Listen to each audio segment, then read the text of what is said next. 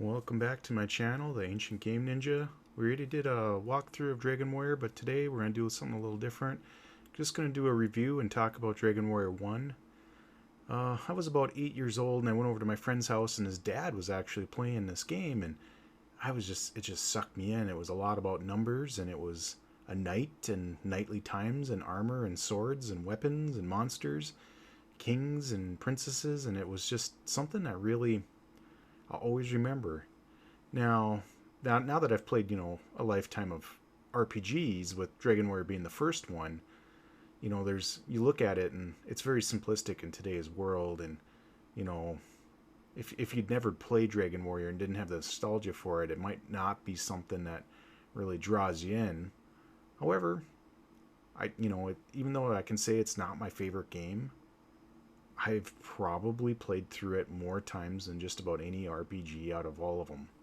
So, not sure what keeps calling me back to Dragon Warrior every few years, but um, maybe it's just simply because it's the first RPG I played, and it got me started on a genre and kind of a lifelong interest in games, RPG style games. So with that, let's take a look at Dragon Warrior, and I'll kind of run you through it if you haven't seen it before. And here it is.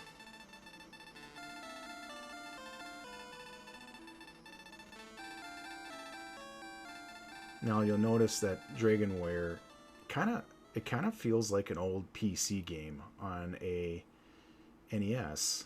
The cast is very simple. You got your hero, which is you.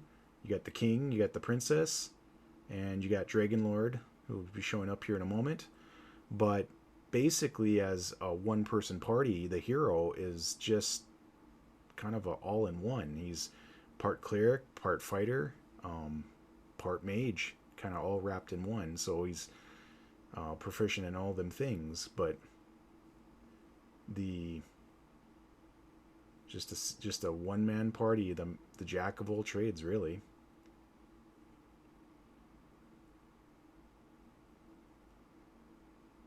So as I mentioned before, here's Dragon Lord, and the story is that Dragon Lord is the bad guy. He's trying to take over the world, and you're trying to save the world from the Dragon Lord.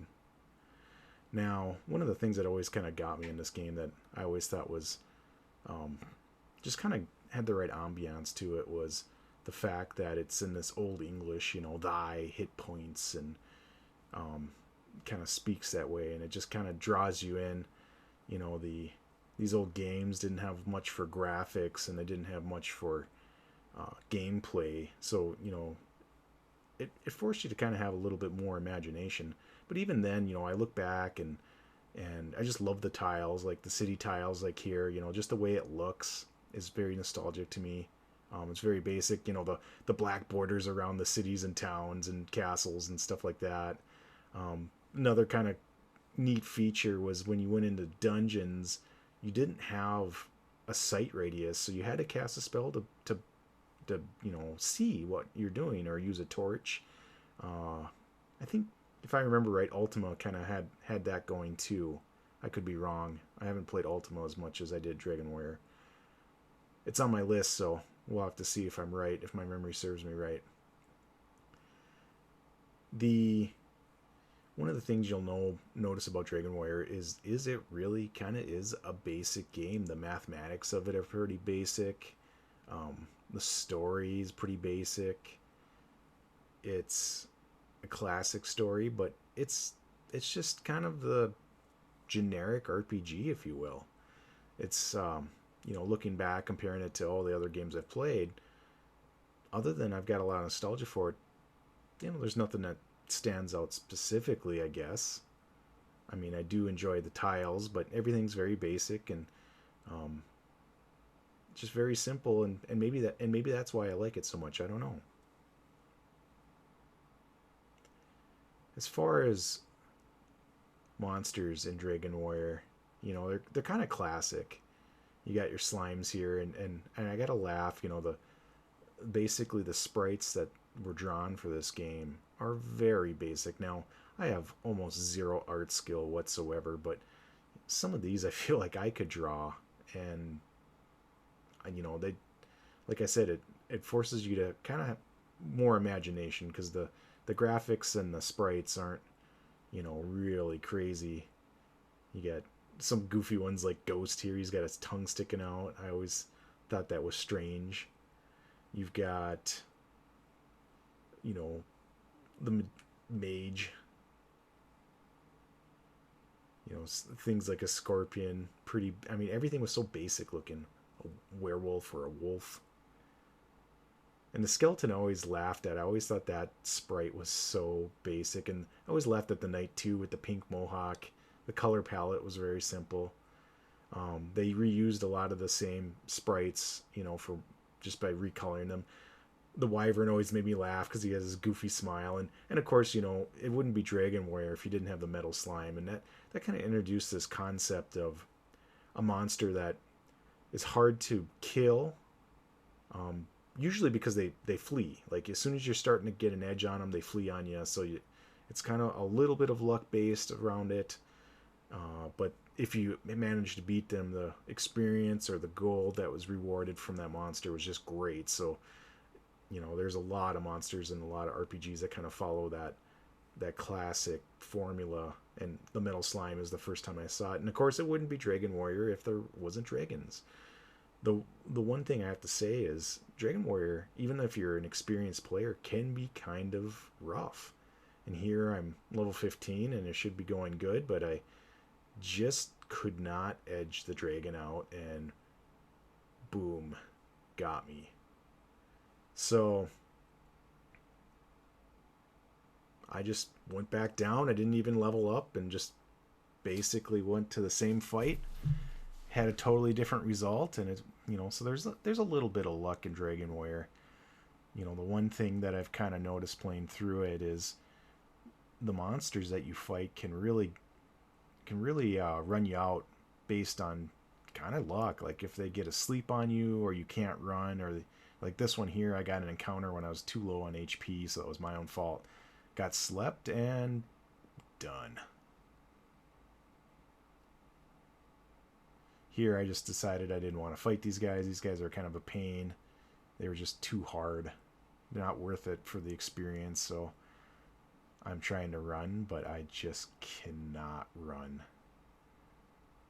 And so, you know, you're like, well, I'm this far in. I'm gonna make it this time. Nope. And dead. You know, when I play Dragon Warrior, I always have this sense that, well, I'm pretty experienced. I've run through this game many times. I can do it without any boo-boos and that such. But it is a fairly challenging game, and it has quite a bit of grinding, which doesn't bother me. But some folks are not really into that. So, you know, if you're not much of a grinder, I would say the Dragon Warrior series as a whole is probably not going to be something you enjoy, because there's a fair amount of grinding.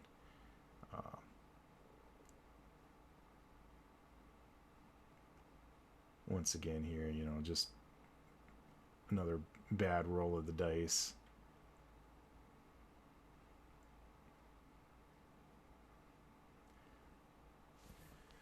You know, there's a lot of really interesting things on Dragon Warrior. If you go out to YouTube, you can find some like speed runs where they do RNG. RNG is the random number generator, and it's crazy because although it is random, I would call it pseudo random, and they can affect the randomness by doing things. And basically, some guys out there have mapped out the randomness, and they'll do things like press B 18 times, and then poof, you do a critical hit and the enemy does a critical miss, or, you know, press B 27 times or whatever it might be, and you cast sleep, and, you know, even though it's maybe a 1 in 64 chance of landing it, because you've basically mapped out the RNG, you land the sleep and you keep the enemy sleeping, that kind of thing. So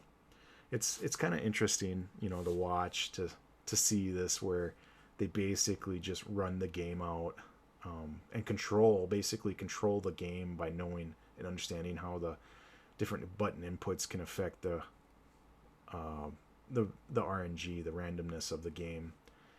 So, overall, Dragonware, great game. Is it stand up in today's world? Well, if you're a nostalgia or a retro player, yeah, for sure. But if you like graphics, this is a tough one because the graphics are pretty basic. Although I enjoy the sprites in the towns and in the outlands and stuff like that, the monster sprites are kind of laughable.